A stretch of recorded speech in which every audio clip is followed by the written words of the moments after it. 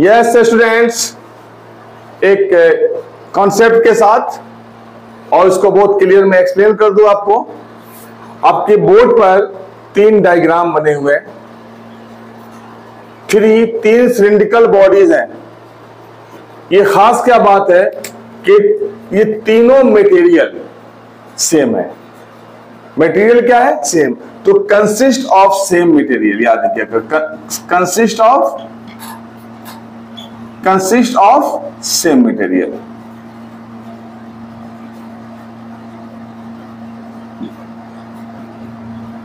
मान लो कि तीनों मैंगनीज के बने हुए हैं।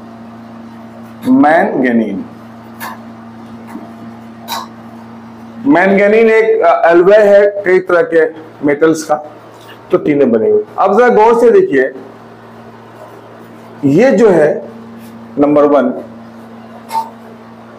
इसका क्रॉस सेक्शन एरिया ए है और लेंथ एल है, लेकिन मटेरियल मैंगनीज है।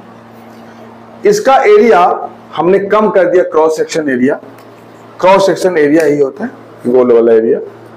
तो क्रॉस सेक्शन एरिया यहां पे a/3 है, लगभग a का 1/3 हो गया, और लेंथ को हमने ट्रिपल कर दिया।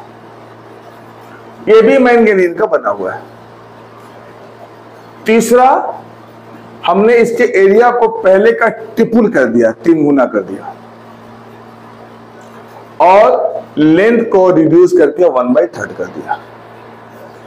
तो इसमें कुछ चेंजेस आएंगे, कुछ चेंजेस नहीं आएंगे। तो let us see changes that happens and changes doesn't happen. देखते हैं कि चेंजेस क्या होता है, क्या नहीं होता है। अगर मान लें कि इसका रेजिस्टेंस, फिर नंबरिंग भी कर देते हैं, ये इसको नंबर 1 कर देते हैं, इसको नंबर 2, इसको नंबर 3।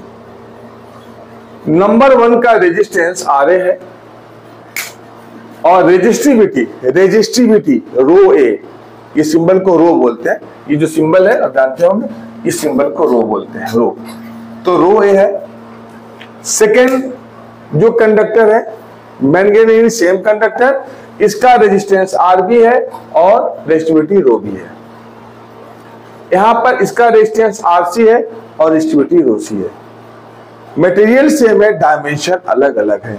तो देखते हैं इनके रेजिस्टेंस पे क्या फर्क पड़ता है, क्या रेजिस्टेंस सेम है या रेजिस्टेंस डिफरेंट है। अब सबसे पहले फर्स्ट पार्ट, पहले पार्ट की बात कीजिए, तो बहुत ही आसान है। हमको मालूम है कि रेजिस्टेंस का फॉर्मूला क्या होता है, rho L/A, cross section area. This is the formula of the resistance. Rho resistivity, L length and A। तो यहाँ पे लेंथ L है, क्रॉस सेक्शन एरिया A, लेकिन इसका नाम है रेजिस्टिविटी RA है, तो रेजिस्टिविटी RA हो गया। Clear students? अब सेकेंड आइए, RB, B का रेजिस्टेंस। यहां पर रेजिस्टिविटी क्या है? यहां पर रेजिस्टिविटी हमारा है रो A, RA। अब यहां पे कितना रेजिस्टिविटी है? रो B, तो हमने रो B रेजिस्टिविटी ले लिया।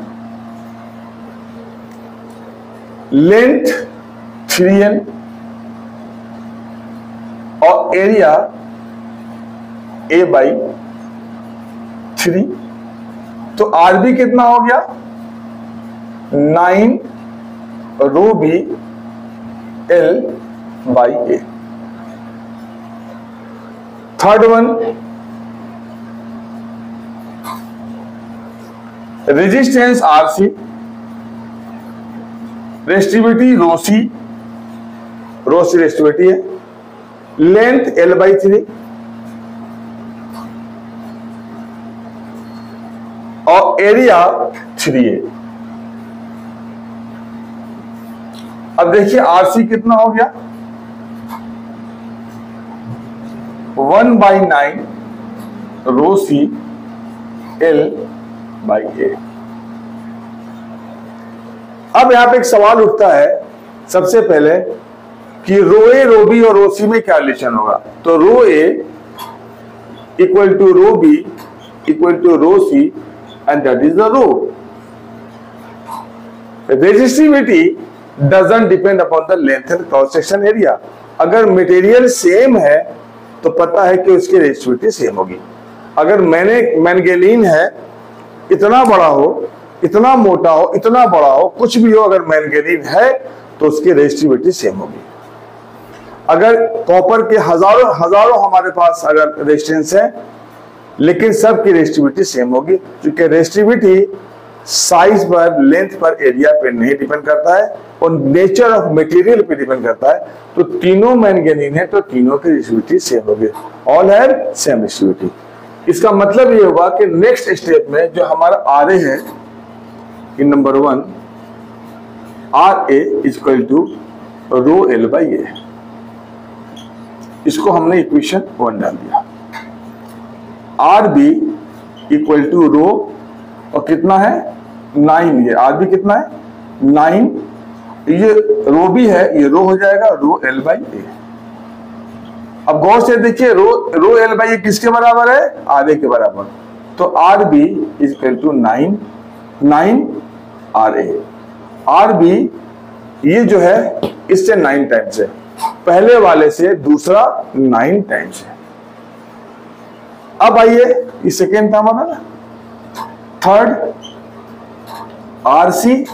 आरसी कितना होगा जरा देखिए 9, और रो भी हमारा रो हो गया एल बाई ए, मतलब 1/9 है ना, ये 9, नो दिस इज 1/9, 1/9। तो दैट इज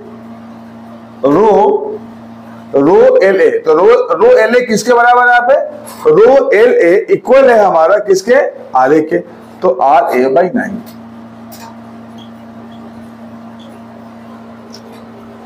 अब हमारे पास जो वैल्यूज है इसको थोड़ा सा हटा दें हम यहां से।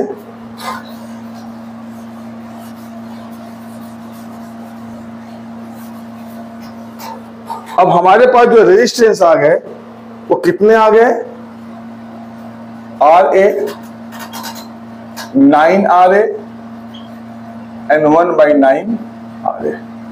तो डेफिनेटली 9 आर ए बड़ा होगा, तो 9 R A greater than R A and greater than 1/9 R A. Means resistance, अगर हम इसका नाम ये 1 2 3, तो सेकेंड का रेजिस्टेंस बड़ा है 1 से, और 1 का रेजिस्टेंस बड़ा है थर्ड का।